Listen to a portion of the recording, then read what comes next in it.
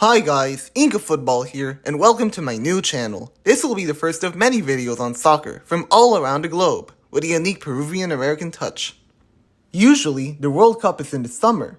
This year, the Cup will be in Qatar, where it's hitting 100 degrees every day, so FIFA is pushing it back to November. 32 of the world's best teams fighting it out for the top spot. Not Peru, sadly. They were one game away, and yet again, a missed penalty ruined their dream. But that's a story for another day. This video is unique as I'll not only predict the group stage and knockouts, but predict the score of every single game. This has the potential to make me look like a genius or a clown at the end of this, but weird things happen at the World Cup, the best teams don't always win, so the scores will account for that. These predictions are early, made in July, so as more countries play more games in the fall, like friendlies and the Nations League, this video won't account for those results. But I feel like I know enough about these teams to get all 32 right, so let's go! Group A. First, the Netherlands. This seems like an easy choice. They got solid players. They have a manager who knows the Netherlands team very well in Louis van Gaal. He's coached 3 different generations of Dutch players in 2000, 2014, and 2022. In 2014, he reached the semifinals and beat Brazil in Brazil, something very hard to do. He's a huge upgrade over the previous manager, Frank de Boer, who got knocked out by the Czech Republic in last year's Euros. Van Gaal is undefeated since he took over again and is ready to win the group. The players can go all the way too. He has a lot of defensive options in Van Dijk, De Vrij, De Ligt, Timber, and Ake, perhaps the best defensive depth in the world. Depay and De Jong are class for the Netherlands, Gini Wijnaldum too. 1-0 win over Senegal, 1-1 draw with Ecuador, 3-0 win over Qatar to top the group. Number 2, Senegal. Of course, the champions of Africa have to move on to the knockout stage. They have a superstar in Sadio Mane, who just completed his move to Bayern Munich, and one of the world's best goalkeepers in Edouard Mendy, as well as a rockin' defense in Kalidou Koulibaly. However, when a big tournament comes, they seem to struggle to score. They won the Africa Cup of Nations last January, but the truth is, they only scored 1 goal in the group stage, and it was a Mane penalty against Zimbabwe. If the penalty wasn't committed, Senegal would have finished bottom of the group with 3 points, 0 goals for, and 0 goals against. In the World Cup qualifiers versus Egypt in March, Senegal and Egypt only scored 2 own goals, no actual goals. So there is a real risk of crashing out. They will lose 1-0 to the Netherlands, then sneak a 2-1 win over Qatar, then draw 0-0 to Ecuador to finish second with 4 points. Number 3, Ecuador. Ecuador had something good going these last few years. In fact, I heard some people call them dark horses to move on. And yeah, I'm impressed. The new coach has brought in a lot of young and hungry players into the team. Finishing third in the South American qualifiers is no easy feat. Late 2020, after the lockdown, had a lot of weird results. Spurs beating United 6-1, Villa beating Liverpool 7-2, and Bayern beating Barca 8-2. And Ecuador also had their own big result, beating Colombia 6-1 in the World Cup qualifiers. Their left-back Purvis Estupiñán reached the Champions League semi-final with Villarreal, and young players like Gonzalo Plata, Moises Caicedo, and Yeremy Sarmiento are growing into their roles. No matter how good they're doing in qualifiers and friendlies, Ecuador always seem to disappoint in major tournaments. After trashing Colombia in 2020, you'd expect them to do well in the 2021 Copa America, right? Well, they played 5 games and didn't win a single one, even with this young core. The last time they won a game against a South American team in the Copa America was 20 years ago. In their last World Cup in 2014, they got a draw with France, but still got knocked out. So here's my opinion. They will draw all 3 games. 1-1 with Qatar in their first game, 1-1 against the Netherlands, where Plata scores a great goal, and then a 0-0 draw against Senegal to finish third in their group. It's Turkey 2020 all over again. Number 4, Qatar.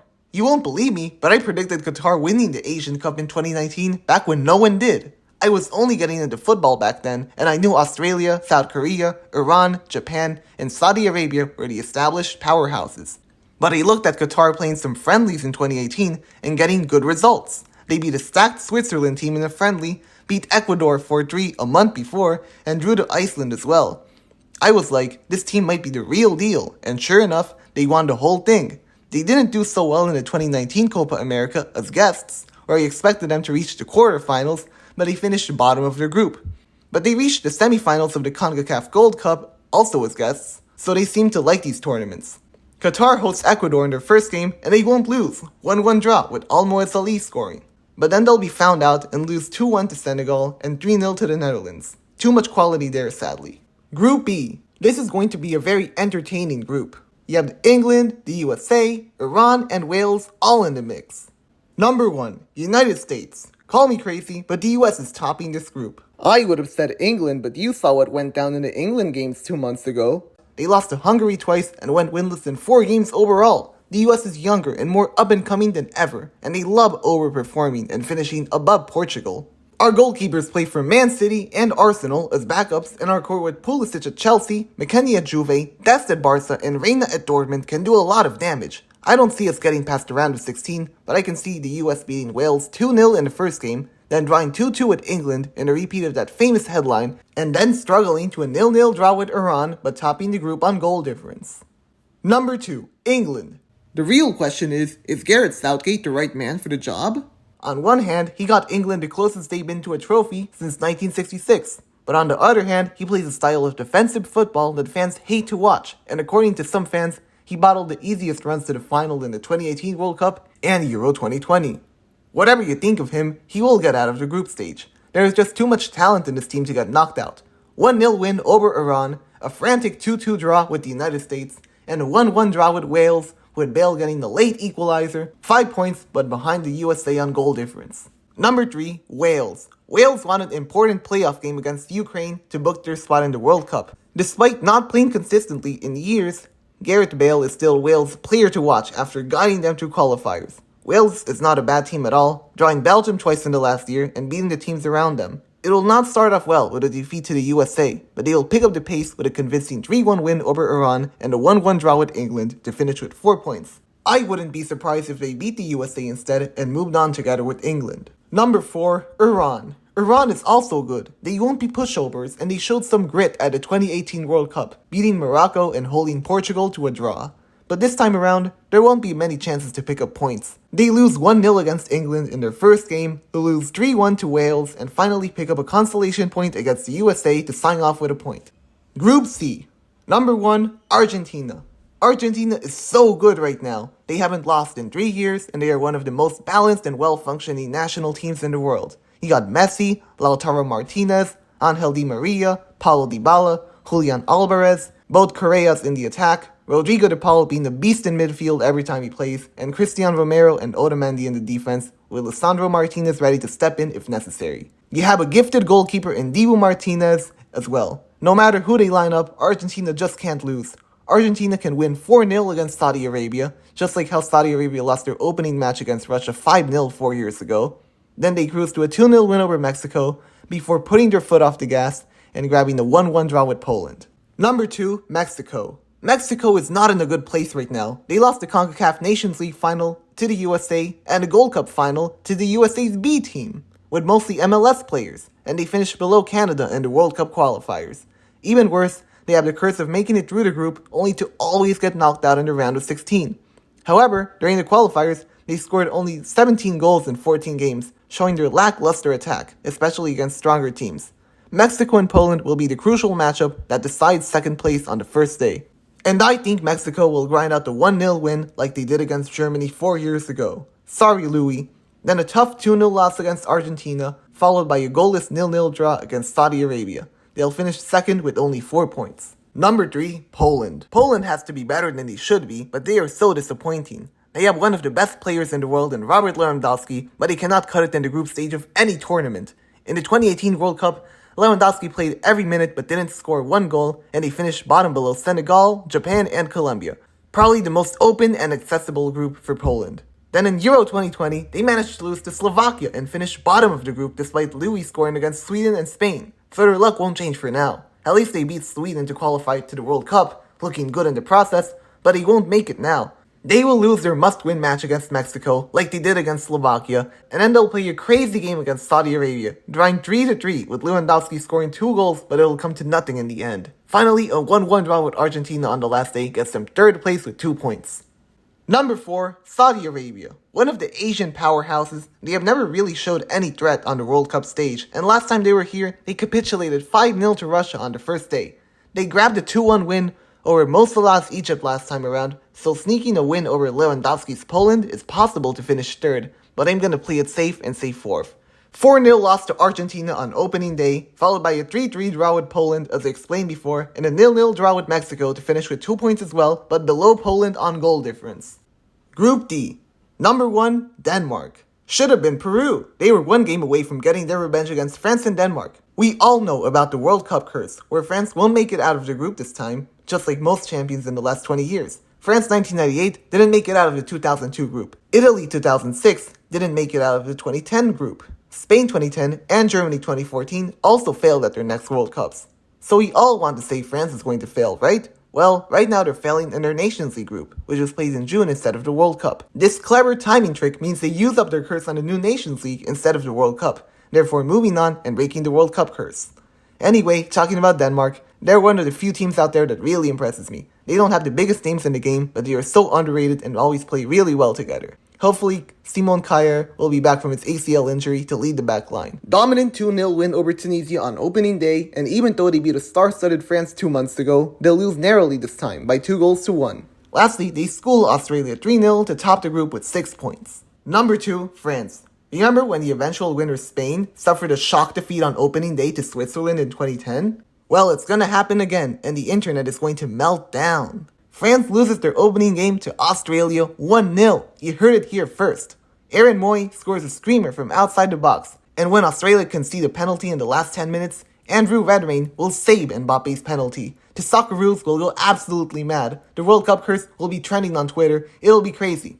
But France's squad is too good to go out. Benzema, Mbappe, Nkunku, Griezmann, Tchouaméni, Coman, Kanté, Pogba, their squad is stacked beyond belief. Even their third-string team could embarrass most national teams. They'll get their stuff together, beat Denmark 2-1 in the second game, and Mbappe hat-trick as they smash Tunisia 3-0 in their final game to move on. However, they will still finish below Denmark in the group on goal difference. Number 3, Tunisia. Yup, you read that right. Despite beating France on the first day, Australia will still finish below Tunisia. It's a true one-off result for the ages, so Tunisia are still a better team overall. They know how to win games. They beat Panama at the last World Cup, and they beat Chile and Japan 2 months ago to win the current cup, an annual friendly cup in Japan.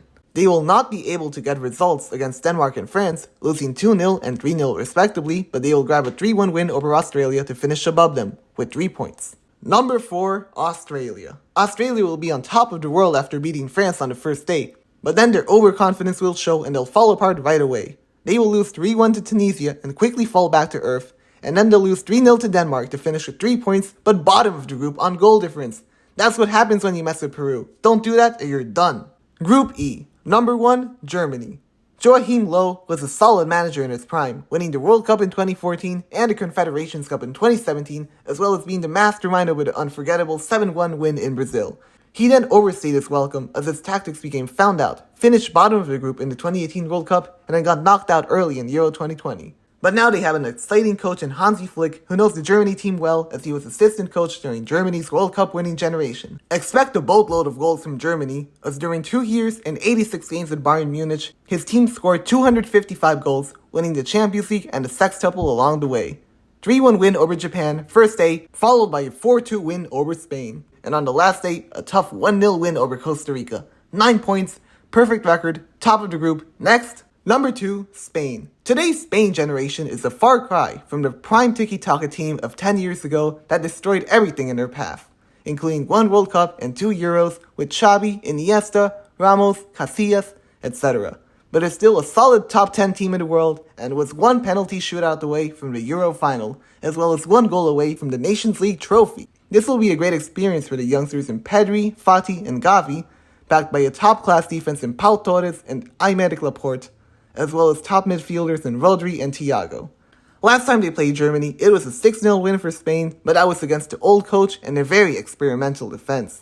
They'll win their opening game over Costa Rica 2-1, then succumb to a 4-2 defeat at the hands of Germany, but then recover with a 2-0 win over Japan to finish second with 6 points. Number 3, Japan.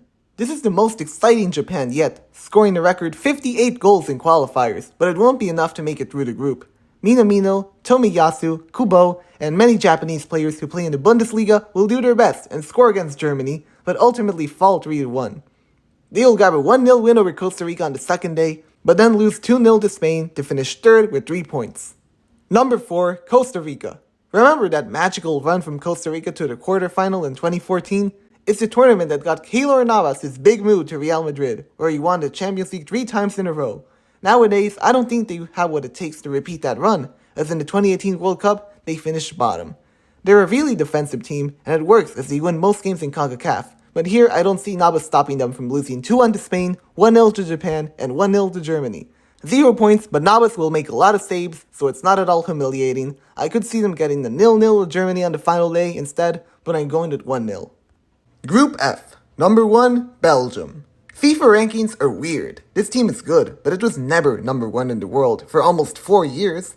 They do have a top 5 team, with stars like Lukaku, De Bruyne, Courtois, and Eden Hazard, even though the latter has been a shadow of his former self for the last 3 years.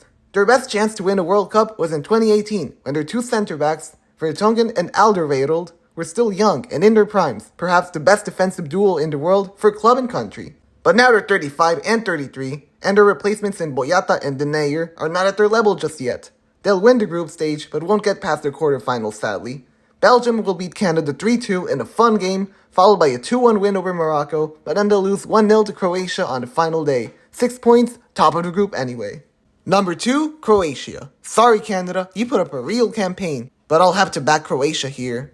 Luka Modric is 36, but still one of the best midfielders in the world, fresh off winning another Champions League with Real Madrid, and he's got some solid players around him in Perisic, Brozovic, and Kovacic. Morocco cannot be underestimated, and they'll start at a 2-2 draw with Hakimi running the show. Croatia will then draw 1-1 to Canada, and people will think Croatia is in danger of getting knocked out, but then their win over Belgium gets them over the line with 5 points in second place.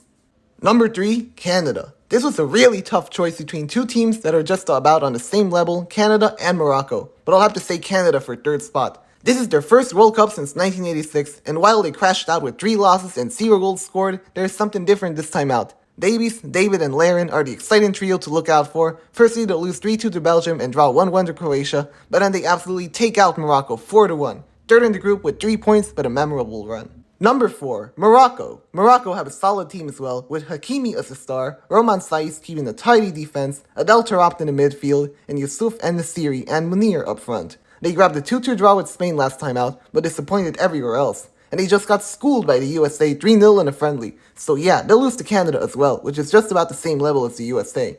Draw 2-2 to Croatia, lose 2-1 to Belgium, and lose 4-1 to Canada, 1 point, bottom of the group. Group G. Number 1, Brazil. Who else but Brazil? They have so much talent and they are teaming with attacking options. Neymar, Vini Jr., Rafinha, Jesus, Firmino, Antony, Martinelli, Richarlison, Cunha, etc. But you just know Tite, the coach, has his favorites. Richarlison, Fred, and Lucas Paqueta start no matter what. Either way, it works. Brazil ate the South American qualifiers for breakfast, finishing undefeated. Brazil's first game will be closer than you thought. 2-1 against Serbia, but then 2-2 against Switzerland, followed by a confident 3-0 win over Cameroon to top the group with 7 points. Number 2, Serbia. Serbia have such an underrated team, man. You have Alexander Mitrovic who just smashed every championship record, and Juventus' Dusan Vlahovic competing for the striker position, with Milinkovic-Savic pulling the strings in midfield. Dusan Tadic and Filip Kostic, there's a lot of flair in this attack. They topped the World Cup qualifying group over Portugal on the final day, but I can't idolize their team this much. They didn't even qualify for Euro 2020, losing to Scotland on penalties. But they'll do well, lose their opener against Brazil 2-1, but then beat Cameroon 4-1 and beat Switzerland 3-2 in a very entertaining game to secure second in the group with 6 points. Number 3, Switzerland. This is another team with a fun attack and they are also underrated, having knocked out France in the last Euros. Shaqiri running the attack behind Hans Seferovic and Breel Embolo, with Granit Xhaka being the presence in the midfield and none other than Jan Sommer in front of goal. But sadly, they will fall short this time out. They'll get a 3-1 win against Cameroon on opening day, followed by a promising 2-2 draw against Brazil, but then they lose 3-2 to Serbia to finish third with 4 points. Number 4, Cameroon. Last time Cameroon were out here, they lost all 3 games in the 2014 World Cup to Brazil, Croatia, and Mexico. I don't see another outcome, frankly. Striker Vincent Aboubakar was prolific during this year's Africa Cup of Nations and will grab a goal or 2, but will still crash out, losing 3-1 to Switzerland, 4-1 to Serbia, and 3-0 to Brazil. Sorry. Group H. Number 1, Uruguay. Yes, you read that right. Portugal is not topping this group. Under coach Fernando Santos, Portugal hates topping groups. Third in Euro 2016, second in World Cup 2018, second in Euro 2020, even second in their Euro and World Cup qualifying groups behind Ukraine and Serbia. So yes, they will finish second behind a resurgent Uruguay side, finding confidence under their new coach, Diego Alonso. Under their former manager, Oscar Tavares, they were struggling to goalless draws against Paraguay and Venezuela, lost 3 matches in a row against Brazil and Argentina, and finally lost 3-0 to Bolivia. This was the last straw. Under their new coach, they're once again using the talent they have at their disposal with Luis Suarez, Edinson Cavani, Fede Valverde, Matias Vecino, and of course, new Liverpool signing Darwin Núñez. They'll win their opener 1-0 against South Korea, play a heated 1-1 draw with Portugal, and finally win their last game 3-1 over Ghana. Number 2, Portugal. Portugal is oozing with talent and should top this group, but they just won't for the reasons that I already said. They got top players though in the attack: Bruno Fernandes, Diego Jota, Joao Felix, Bernardo Silva, Rafael Leao, and in the defense, Ruben Diaz, Joao Cancelo, Pepe, Jose Fonte, Nuno Mendes, Rafael Guerreiro, and at the head of it all, none other than Cristiano Ronaldo. They will get a 2-0 win over Ghana in their first game, then draw 1-1 with Uruguay in the second game, and then get held 1-1 again in the final game against South Korea to finish the group second with 5 points. Number 3, South Korea. One of the most solid AFC teams, they will put up a fight, and their 2-0 win over Germany in the last minute has to be one of the most unforgettable games of the 2018 World Cup. In 2002, when they hosted it, they actually reached the semifinals in a memorable fairy tale run, though the referee decisions have since come under scrutiny. Heung-min Son will undoubtedly be the man to look out for, and you can count on him to get at least one good goal in the tournament. They will lose 1-0 to Uruguay on the first day, run riot against Ghana 4-1, and then pick up a draw with Portugal on the last day to finish third with 4 points. Number 4, Ghana. I don't know what to think about Ghana. On one hand, they just finished bottom of an Africa Cup of Nations group with Morocco, Gabon, and the Comoros. But on the other hand, they were able to eliminate a Nigeria team better on paper to qualify for this World Cup in the first place. 2 months ago, they also beat Chile on penalties in a friendly match despite being 2 men down. However, given how they melted down in the AFCON group, I don't see them getting out of this one, and they will just lose all 3 games. Sorry, Ghana. Knockout stages. Now this is a stretch and almost impossible to predict given the upsets that happen every time, but we'll try to get this right. Remember how the 2018 bracket was extremely lopsided? That is, all the great teams are on the left and all the good teams are on the right. Well, my predictions show that it's going to be that way again. Some of the tastiest games of the knockouts will happen in the round of 16. Netherlands versus England, Argentina versus France, Brazil versus Portugal, absolutely mouth-watering stuff. Either Neymar or Ronaldo is going home early, either Messi or Mbappe. That's heartbreaking. Most heartbreaking of all, either Van Dijk or Maguire. Netherlands 1, England 2. It's gonna be an ugly game. Netherlands is gonna dominate, but you have Kane scoring a penalty and Maguire scoring a header, and it gets them past the Netherlands somehow. It's coming home is gonna be trending on Twitter yet again. Argentina 2, France 1. Messi won't score in this game, but he'll get an assist or 2 as this Argentina team gets past the star-studded France as revenge for the World Cup 2018. So, in a way, France was still cursed. Germany 2, Croatia 0. Germany is just better, no comment. Brazil 3, Portugal 1. Ronaldo can't stop Brazil, sadly. He's superhuman, but Neymar and the boys are winning this game. They're World Cup specialists. USA 0, Senegal 2. End of USA's hopes as you have Senegal reach the quarterfinals in historic fashion, just like Ghana in the 2010 World Cup. Denmark 2, Mexico 1. Heartbreak for Mexico yet again, as Denmark comes back from 1-0 down, and Martin Braithwaite scores a very late winner to send them home in the 94th minute, 2-1. Belgium 0, Spain 0, but 3-1 on penalties to Spain. It's a tight game, no goals, Lukaku is in Laporte's pocket, it goes to penalties, Spain wins, end of story. Uruguay 1, Serbia 2 in extra time. Uruguay is good, but they're getting knocked out sadly. Of course they were a better team on paper than Costa Rica in 2014, but they lost to the underdog then, and I feel it'll happen again. So we will have 3 dark horses in the quarterfinals in Senegal, Denmark, and Serbia. Quarterfinals. England 1, Argentina 1. Argentina wins on penalties. Oh no! I want England to win a trophy so bad, but it's not gonna happen this time. One of the biggest lessons you'll ever learn is that history repeats itself. So they'll lose a penalty shootout on the biggest stage yet again, this time to Argentina, their mortal enemy.